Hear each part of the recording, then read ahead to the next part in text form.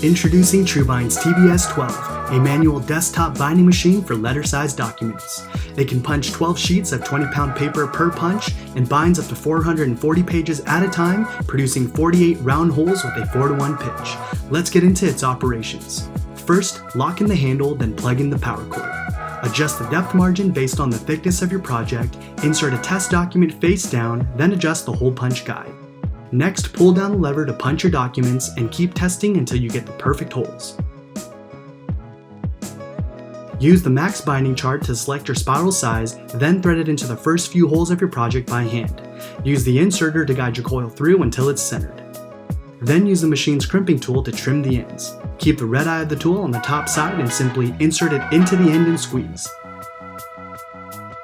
Your document is now ready for you to enjoy, but not before emptying the waste bin.